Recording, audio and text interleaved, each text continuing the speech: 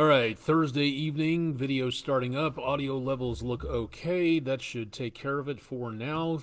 All right, here we go for Thursday evening. I'm Chief Meteorologist Austin Onek from News 12 in downtown Chattanooga, Tennessee. Welcome to our live version of Weather Overtime, keeping you updated as to what's going on in the near future. And we have got a lot to talk about for tonight, so we're going to hop right in for just a second to take a look at what's going on with, again, the current conditions out there where it came to numbers across the area today. For the Almanac page, again, we did manage to make a pretty nice high temperature for today out there of 83 degrees.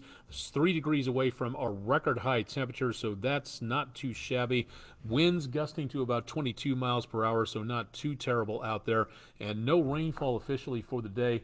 We are ahead now for the month and for the year by about a fraction of an inch or so, so not doing too bad on that for right now, and looking at good into the next couple of days. So far, again, decently quiet, good visibility, decent fog out there last night. By the time we are recording this for tonight, it's still very mild right before 10 o'clock Eastern Time, back in the mid-70s from the Island Cove Marina and Resort camera. Heading out tomorrow for a round of golf, it's not bad. Avoiding the gophers and the breeze. You may see some hook or slice problems with those winds gusting over 20 miles per hour.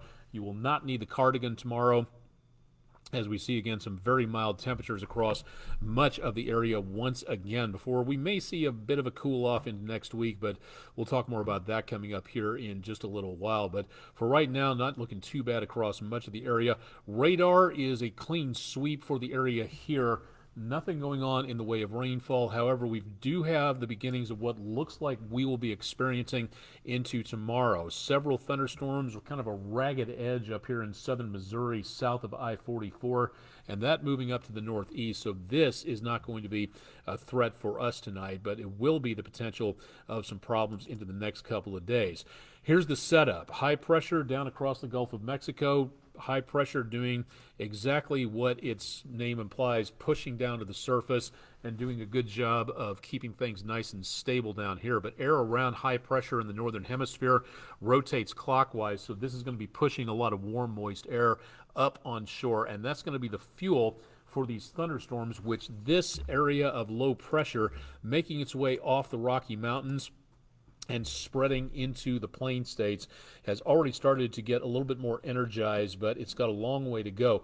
Usually these systems, as they cross off the Rockies and head our direction from being pushed up way into the atmosphere by the rocks and the topography of the mountains, it gets pretty well stuck and kind of squished in those higher levels. Doesn't have a lot of room to maneuver. But then when it heads off the mountains and into the plain states, like what we're seeing here, it gets a lot of room to maneuver. It spreads out. It gets stronger. We start to see a lot more potential for, if the conditions are right, the possibility of stronger weather coming on through. And that's the setup for the next couple of days, to where the fuel is going to be in place, the instability is going to be in place, and that's where we see again, excuse me, bumping the microphone here, looking at the possibility of more activity coming on through as we get into the next day or so. Now, we also see again the potential of some flash flooding going on well back to our north tonight and into very early tomorrow. And then as we go toward about Friday, Saturday, the last chance of anything involving possibility of flash flooding will be in a kind of a more marginal threat. The main possibility of heavy rain from central Ohio to central Arkansas, that'll be the worst of the worst. Now, there will be a potential of going towards Sunday of seeing a threat south of the Tennessee River Valley across much of the deep south. So we could be looking at some soggy travel conditions as some of that rainfall starts to return to the area, and that's late Sunday afternoon. But again, for us, we're just on the northern edge of that, so for right now, difficult to see that we're going to be picking up anything there. All right, threat for tonight, along with the severe chances that we saw with the possible flash flooding, we do have that severe threat taking place well back up, and that's a slight risk, again, from roughly the Wabash Valley of Indiana back into the central Texas area. Now, going forward a little bit, heading into tomorrow, this is the big news for tonight, to where the Storm Prediction Center has going to be seeing the potential of the worst activity coming up here. This forecast is several hours old, and we'll be getting a new one here in about 3 to 4 hours for tomorrow, and then we move into, again, Friday with another update there. Stay tuned to News 12, and we'll keep you updated on that again for right now. Jeff Peterson, what thunderstorm types are more severe, organized squall line or individual supercells? That is a very good question, and it's either or.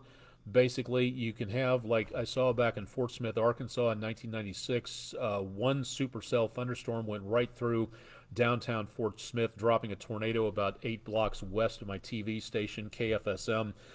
You can have very well organized, very powerful supercell thunderstorms.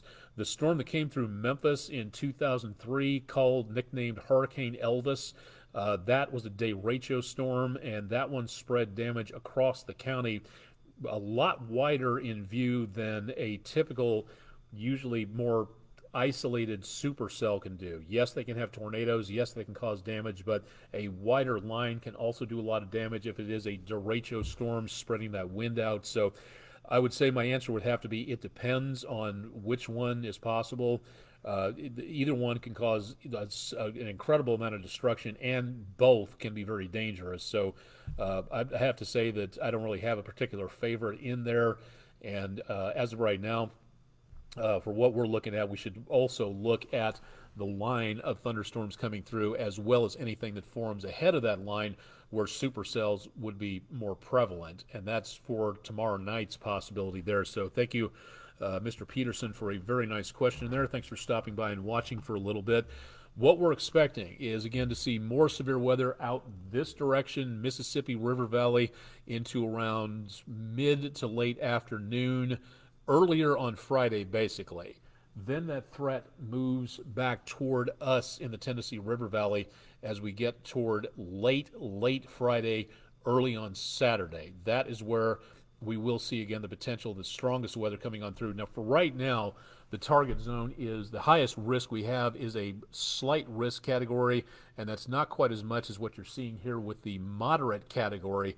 This is going to be the target zone for the worst of the worst weather. Best chance of tornadoes, best chance of large hail, best chance of damaging winds. That's what we're going to be looking for right now for here, but that is going to be heading our direction into Friday night and again into and around Saturday. Let me run the numbers for you and show you a little bit more about what we're expecting for the rest of the evening, early into Friday morning. Not bad, coolishly mild, so to speak, back in the mid-50s. A very mild day tomorrow. This computer model seems to think that the cloud cover we're getting is going to block out the sunshine. I'm going to say temperatures close to 80 degrees tomorrow, but notice not a lot going on when it comes to mid-afternoon. So the kids heading home from school should not have that much of a problem. Let's jump ahead to midnight on Saturday. That's where we see the potential for, again, more areas of stronger weather back to the west of us. And that develops again around midnight and then through the rest of the evening. What forms ahead of that main line, that is where we might see the potential of the strongest weather, more isolated, more possible supercells out there, and the line itself will be possibly the highest of damaging winds and maybe some decent hail in there as well. That continues and moves into the Chattanooga area, according to this model, right before dawn patrol on Saturday morning.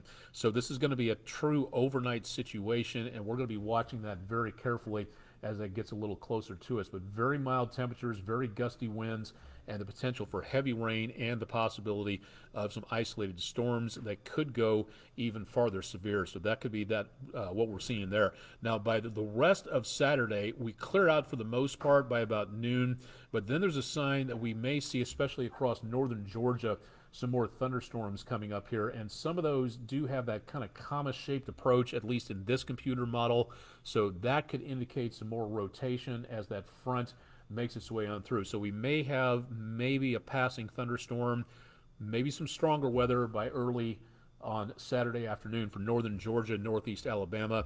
And again, we'll be watching that. Through the rest of the afternoon, everything scoots off to the east, and then we see, again, a decent cool down for around Sunday morning, back in the upper 40s for the most part, but skies will be clearing out and should be, again, decently on the mild side, so not that bad for the rest of the forecast there, but we are still going to be concentrating on the main thing, which is, again, Saturday midnight through about Saturday at 6 a.m. for our area out this direction. If you're traveling through anywhere between Memphis to New Orleans, I would watch this area very carefully. If you're traveling through here, keep an ear to local media and make certain you know exactly what's going on, because we will be seeing again that potential for dangerous conditions out there, where you're going to need something in the way of local media contacts, radio, TV stations, internet warnings you can get to watch out for this. And the same thing here. Now, when nothing is going on, this is the time to get ready for severe weather. So if you don't have one of these weather radios, on the way home from school or work tomorrow, stop by the grocery stores. They're usually in grocery stores, some places, hardware stores, department stores. They'll have them out there. Pick it up. They're about $25-$35 for this particular model, and we can help you program it. So if you'd like to know more about that, wdef.com/weather before the storms happen. That's the time to get ready for severe weather. So again, tomorrow will be an excellent time to get one of these weather radios, have it programmed. These things can save lives. Every school, every business, every home, every mobile home, everything out there, everybody should have one of these things to get warnings direct from the National Weather Service. They'll wake you up at night. There is a connection jack on the back for those who are deaf and hard of hearing, that you will be able to be woken up by a buzzer, a light, whatever you can plug into there. So if you have somebody in your family who is deaf, this would be a good option to have. And again, the connector on the back for that. Battery backup when you lose power. So this is something, again, to really consider on here, and we'll help you do a little bit more on that. Let's go to our 7-day forecast real quick and kind of explain things out here. Very warm tomorrow, a little bit less so when we get into around Saturday morning, when the showers and thunderstorms should be waning and heading out of the picture. And again, we could see some more activity on Sunday, but just really not seeing a lot for right now for what we're looking at this time. We should be seeing the remnants of those showers on Sunday out of here. And then for the early part of next week, the first full week of springtime, everything looks pretty good, if not a little bit on the cooler side, maybe some 30s again by Wednesday morning, but not seeing any signs of any freeze warning, so good to see that. Another chance of rainfall coming our way as we get toward Thursday, and that'll be about as much as we get in the way of very heavy rainfall coming on through. Again, this can change a lot. The longer you go in the forecast, the more it can change as it gets closer to us in the event time frame, especially this thing right here. We saw this happening possibly about 3 to 4 days ago, and then it started ramping up with the forecast from the Storm Prediction Center. So the closer you get in time frame, the better we can give a better forecast for you. We can see signs of it farther out, but for right now, the closer we get, the better off we're going to be where it comes to finding out more about that. If you'd like to stop by my social media sites, I'm all over the place: Counter Social, Instagram, YouTube, Reddit, Tumblr, Mastodon, all kinds. If you want to play a game of chess, find me on lichess.org or chess.com. Is my handle is my social my amateur radio license. If you'd like to stop by there. Again, thanking everybody who stopped by for the Marion County, Tennessee meeting. I haven't had a chance to update this graphic, and I can't do it while I'm talking to you, so I'd like to talk about this for a second. DeKalb and Jackson County, Alabama. Your next meeting will be Friday the 24th. That's tomorrow or today, depending on when you're watching this overnight. 6 p.m., Rainsville, Alabama, Northeast Alabama Community College. And again, the next one after that will be Cherokee County on the eastern side of the News 12 viewing area. And that'll be at 6 p.m. Thursday, March the 30th, 6 p.m. Eastern time there. Tri-County Community College, Murphy, North Carolina. Register for a seat with the National Weather Service. It's totally free. Your tax dollars, my tax dollars, have already paid for this. So register for a seat at weather.gov/MRX and or weather.gov/HUN for the one in DeKalb and Jackson County, Alabama. Your opportunity, again, to volunteer to help the National Weather Service, be their eyes and ears to see what's going on. Report that information back to the National Weather Service, and your information could help save lives, because you're telling the people, again, here what's happening. They can tell people like me, they can tell people in law enforcement, everybody who's in emergency preparedness, what's going on. They can get a ton of information out just by getting it from you. So please consider becoming a Skywarn spotter. It's a real good opportunity, again, to help your community out as much as you possibly can. We'll be on a little late tonight. thanks to the tournament that's going on, and it's running a little late, so it's a good possibility that the Thursday night news might be airing sometime on Friday morning. Don't forget about Chip Chapman. His forecast will be coming up bright and early, 5 a.m. Friday morning, and he'll have an update on the potential severe weather coming on through as well. And of course, we'll keep you updated online throughout the rest of Friday. And again, that best time for the severe weather potential between about midnight and 6 a.m. on Saturday morning. So now, when nothing is happening, is the time to get ready for it. This is not meant to panic anybody. This is pleading with you, members of the public, to make certain that you are prepared and ready to go for this situation. Having a plan is the best thing you can do. Winging it is not a plan, and saying, oh, I'll deal with it when it actually happens. No. Get the weather radio tomorrow. Find out more about your location, know your location on a map, know your county, because that's how the National Weather Service issues watches and warnings. Make certain that you know where to go to in the event that severe weather happens, and we'll talk more about that coming up on tomorrow's edition, so you can find out a little bit more there. But now, Thursday night, early Friday morning, that's the time to get prepared for severe weather when there's nothing heading your way. That's the best time to do it, because you're not going to be in a rush. You're not going to forget something.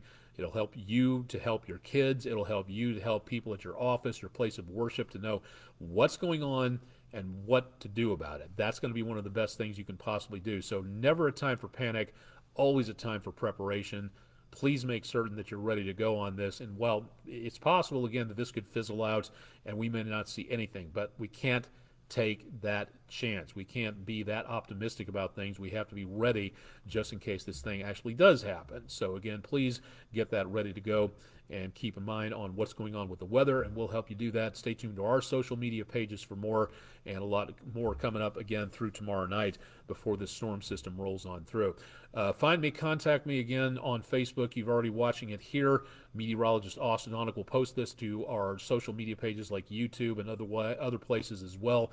And email me at aonek@wdef.com if you got any questions, complaints, if you absolutely must, things like that. Go ahead and find me out there for more available there. I'll see you tonight on the late edition with Andrew Harrison and Rick Nyman, and then Chip Chapman again early tomorrow morning, so find out more there. Live and direct from downtown Chattanooga, Tennessee, I'm Chief Meteorologist Austin Onek at WDEF News 12. Glad to bring you as much information as we possibly can, so stay tuned for more. Be safe, be weather aware, and stay tuned to News 12 for the latest.